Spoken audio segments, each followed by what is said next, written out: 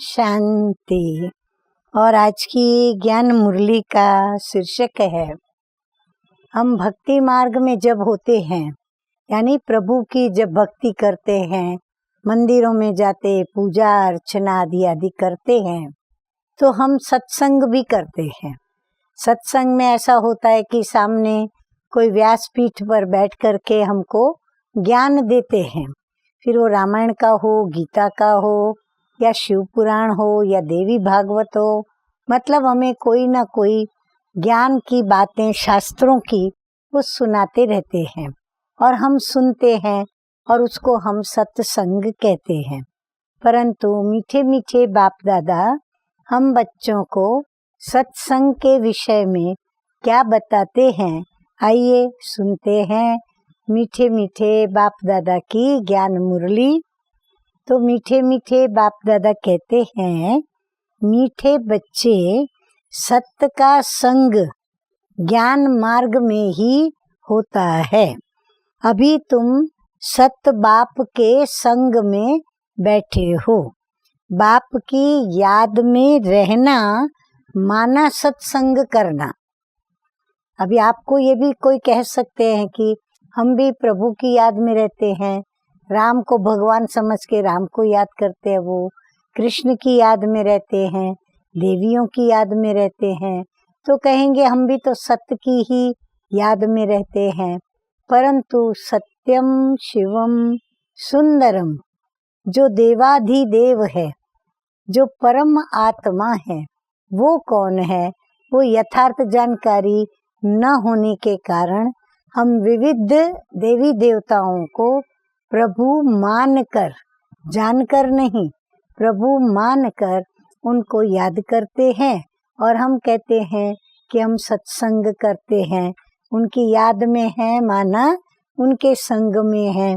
परंतु बाबा कहते हैं, सच्चा सत्य का संग तभी होता है जब सत्य को जानकर, मानकर और फिर उनको याद करते हैं। तो बाबा कहते हैं, बाप की याद में रहना माना सत्संग करना। प्रश्न है, सत्संग की आवश्यकता तुम बच्चों को अभी ही है, क्यों?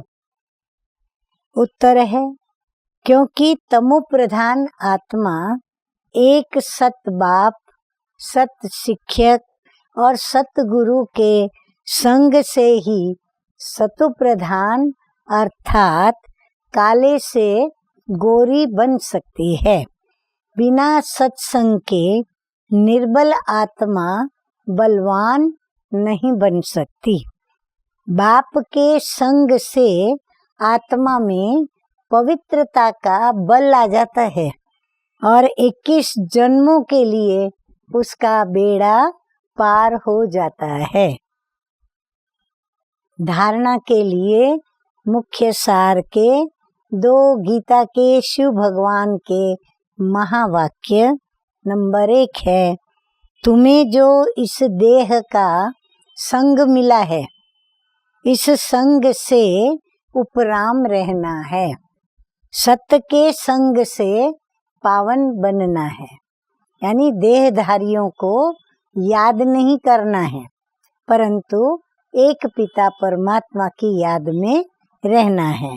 नंबर 2, इस स्टूडेंट लाइफ में चलते फिरते बुद्धि में भगवान ने जो नॉलेज दी है वो घूमती रहे। एम ऑब्जेक्ट को सामने रख पुरुषार्थ करना है। लक्ष्य को सामने रखेंगे तो लक्षण भी आएंगे।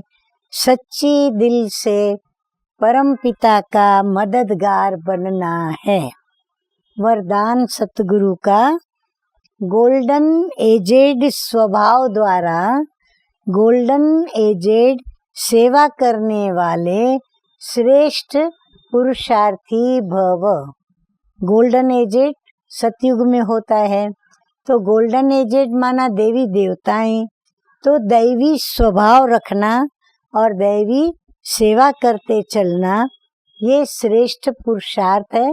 तो भगवान कहते हैं, ऐसे श्रेष्ठ पुरुषार्थी भव। स्पष्टीकरण। जिन बच्चों के स्वभाव में ईर्ष्या, जिद्द और सिद्ध करने के भाव की अथवा किसी भी पुराने संस्कार की अलाय मिक्स नहीं है। सोने के जब गहने बनते हैं तो उसमें कोई ना कोई दूसरा तांबा पित्तल ऐड करना पड़ता है, तो उसको एलाय कहते हैं। तो वो मिक्स नहीं है, वे गोल्डन एजेड स्वभाव वाले।